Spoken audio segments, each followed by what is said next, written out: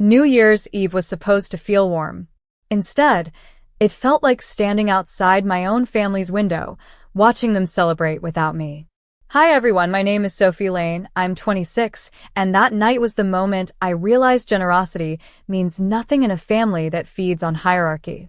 I'd spent my entire month's salary decorating the house, cooking the feast, making everything perfect. The dining table gleamed, candles lit, golden ribbons around every chair, and the smell of roasted herbs filling the air. I'd even saved for gifts. A new phone for my brother, and handcrafted leather boots for Dad, the kind he'd wanted for months. They both tore open their boxes with polite smiles. For a heartbeat, I thought maybe, just maybe, this year would be different. Then my brother leaned back and smirked. Dad told me to teach you a lesson, no gift for you. My father chuckled, proud, like he delivered some noble punishment. It's for your own good, Sophie. Maybe you'll learn your place. My place. Something inside me went very still. I smiled. Slowly. Well, I said, reaching into my purse, it's a good thing I brought one more gift. My brother frowned. For who? For both of you. And when I placed that small white envelope on the table, they had no idea. Their lesson was about to begin. The envelope sat in the center of the table, plain, white, harmless. My father's eyes narrowed. What's this supposed to be? Another one of your sentimental notes. I smiled, calm as ever. Something like that. My brother reached for it, tearing it open with the same arrogance he used to open every door I built for him. A few folded documents slid out, crisp, stamped, official. What is this? He muttered. I took a slow sip of my tea. That, I said softly, is the new ownership document for this apartment. Dad laughed. Ownership? Don't be ridiculous, Sophie. This place is in my name. It was, I corrected gently. Until you used it as collateral for the business loan I helped you secure last year. Remember? The one you defaulted on. The laughter died. My brother frowned, reading faster.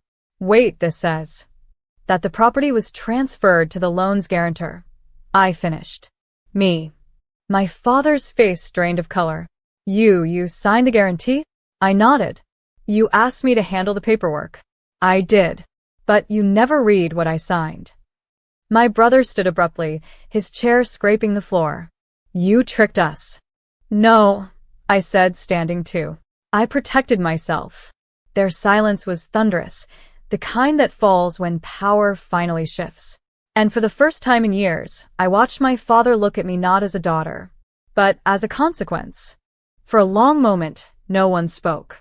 My father stared at the papers like they were written in another language. My brother's jaw tightened, his hand shaking as he set the documents down. You had no right, my father finally said, voice trembling. This is my house. No, I said quietly, this was your house. You mortgaged it without reading the fine print, the one that transferred ownership to the guarantor upon default. His face flushed red. You used us. I tilted my head. You mean the way you've used me for years?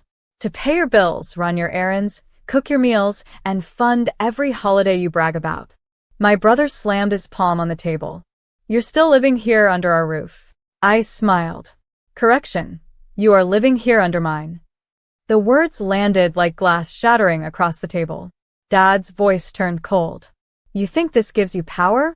You'll regret this, Sophie. Family doesn't turn on family. My laughter came out soft. Dangerous. Family doesn't humiliate the person who feeds them either. But you didn't call that betrayal. You called it love. He opened his mouth to speak, but I cut him off. You don't have to worry about living under my roof for long. Their eyes widened. Because as of tomorrow morning, I said calmly, you'll be getting your own eviction notice. The next morning I woke early. The air felt different, lighter. I made coffee, printed the papers, and waited for them to wake up. My father shuffled into the kitchen, his expression sour, my brother trailing behind him, eyes heavy from a sleepless night. Morning, I greeted, sliding 2 envelopes across the table. Dad frowned. What's this now? Formal notice, I said, stirring my coffee. You have 30 days to vacate the property. My brother laughed bitterly. You can't evict your own family. I met his gaze. You're right. I shouldn't have to. But after last night's lesson, I realized something. Family doesn't mean submission. My father snatched the letter, scanning it. You filed this legally? Registered with the housing board this morning, I said. And before you panic, I already arranged for a rental property near Uncle Henry's place. Consider it generous. He slammed the paper down. You're heartless. I stood. No, I'm just done being the family wallet. For years, they'd taken from me without thanks, twisting love into obligation. But now, the same girl who once begged for approval held the keys to their roof and the freedom to say no. You wanted to teach me a lesson? I said softly. Congratulations. I learned it. Then I walked out, leaving them speechless in the kitchen. Two men who finally realized the weakest one at the table had just ended the game. By noon, the family group chat was on fire. My aunt messaged first.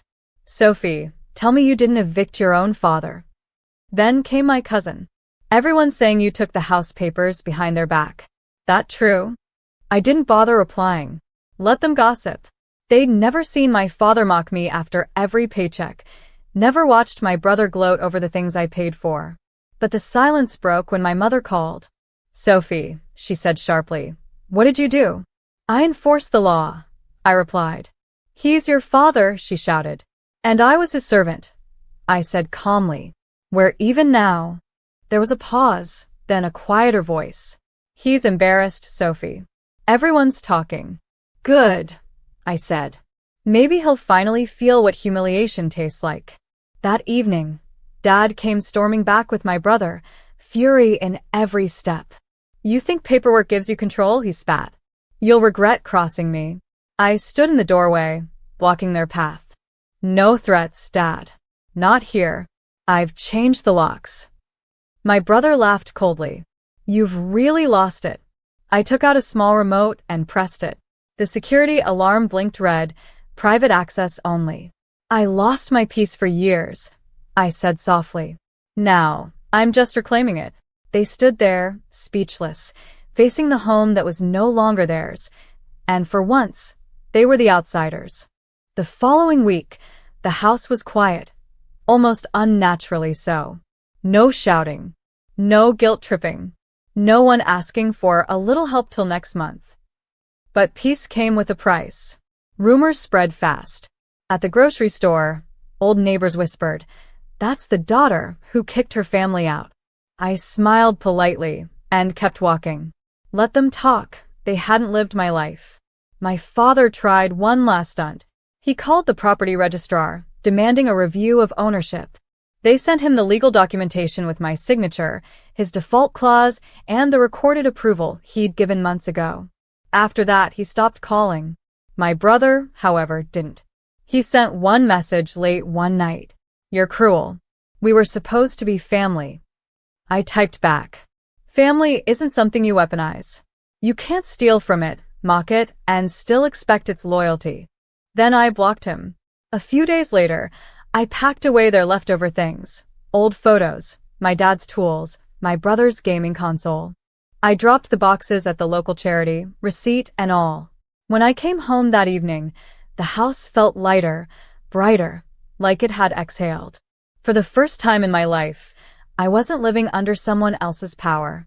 I was living on my own terms, and that, I realized, was the best gift I could have given myself. 3 weeks later, I received a letter from my father's lawyer, a last attempt to guilt me wrapped in legal language. It read, "Your father requests a reconsideration for shared ownership in good faith." Good faith. The same man who once laughed as he said I'd never be worth more than a pair of boots was now asking for mercy. I called his lawyer directly. "Tell my father," I said calmly, "that I don't negotiate with people who see family as property." He sighed, almost pitying. "He won't take this well." "I know," I replied. He never did when I started thinking for myself. That evening, I stopped by the place they'd rented, a small unit on the edge of town. My father opened the door, eyes sunken, pride bruised. My brother sat behind him, scrolling his phone, pretending not to see me. "Why are you here?" Dad asked bitterly. "To return this," I said, holding out a small velvet box.